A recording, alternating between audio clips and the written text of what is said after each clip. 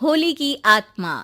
बचपन से शहर में रहने वाला मनोज इस साल होली की छुट्टियों में अपने गांव दुर्गापुर वापस आता है, जहां उसे देख पूरा गांव खुशी से झूम उठता है।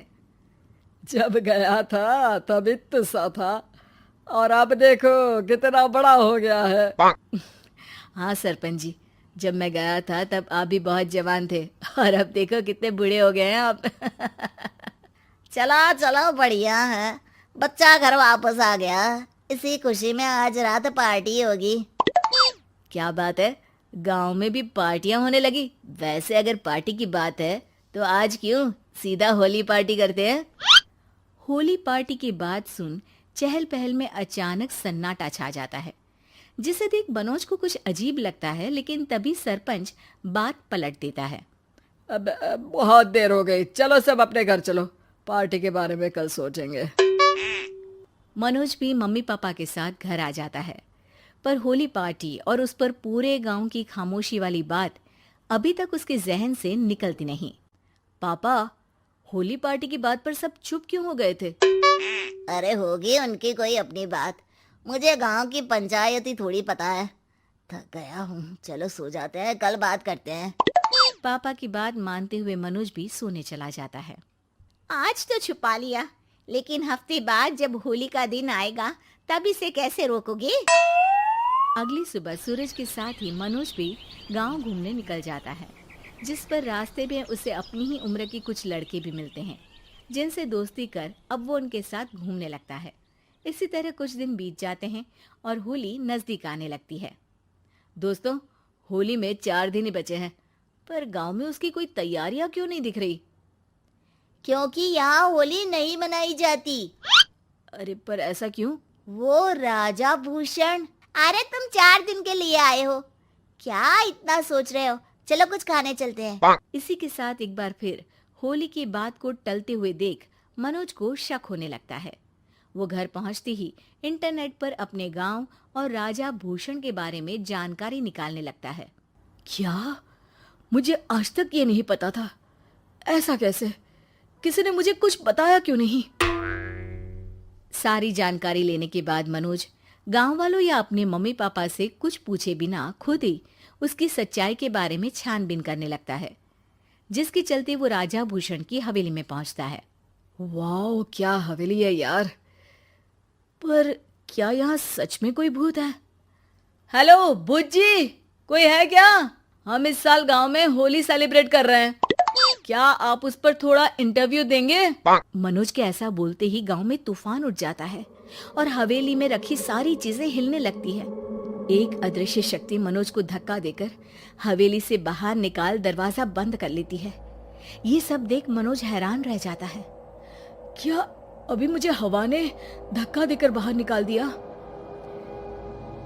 मेरे होते हुए इस गांव में कभी होली नहीं मन सकती, इसलिए दोबारा ऐसी कोशिश भी मत करना, अंजाम बुरा होगा। आवाज सुन मनोज हैरानी से इधर उधर देखने लगता है, पर उसे कोई दिखाई नहीं देता। वो गांव वापस आ जाता है, जहां तूफान की वजह से सब कुछ तहस महस हो चुका होता है। आखिर ये तूफान आया कैसे? ना ऐसा कोई मौसम था और ना ही हमने होली का त्योहार मनाने की बात की थी। सरपंच की बात पर कोई रिएक्शन दिए बिना मनोज चुपचाप अपने घर चला जाता है।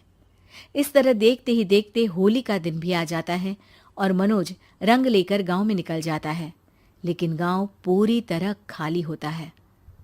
अरे त्योहार का दिन है, धूमधाम की जगह मातम क्यों मनाया हुआ है? मनोज की आवाज सुन सब अपने घर की खिड़कियां खोल के घर के अंदर से ही उसे वापस जाने के लिए कहने लगते हैं, पर वो किसी की नहीं सुनता। तुझे पहले भी समझाया था, अगर होली खेलने की कोशिश भी की तो अच्छा नहीं होगा। अरे बात मान लो बेटा, तुम्हें सच नहीं पता। मुझे सब पता है। सालों पहले इस राजा ने एक अंधविश्वास फैलाया और आप लोग आज तक उसे मानते आ रहे हो। अरे बेटा, जब तुम पैदा भी नहीं हुए थे उससे भी बहुत पहले से इस गांव पर होली का श्राप है। अगर गांव में होली का त्योहार मनाया जाता है तो प्रलय आना पक्की बात होती है। राजा भूषण इस सब में नहीं मानते थे और त्योहार मनाने लगे, जिसके चलते होली वाले ही दिन पहले उनके बेटे की और फिर उनकी मृत्यु हो गई।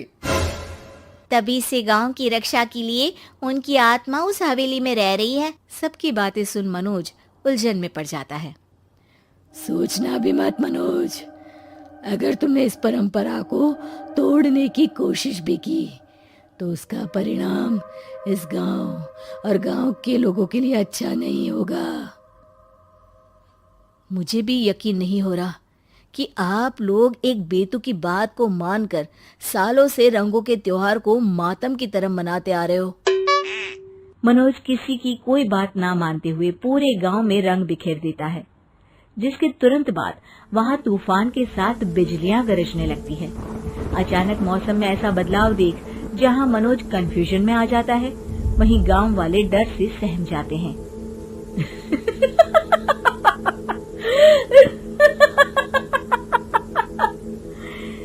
इस लड़के ने हमारे जैसे सिर्फ अपने स्वार्थ के लिए नहीं बल्कि पूरे गांव की खुशियों के लिए यहाँ होली मनाई है, जिस वजह से अब इस गांव पर होली का श्राप टूटता है।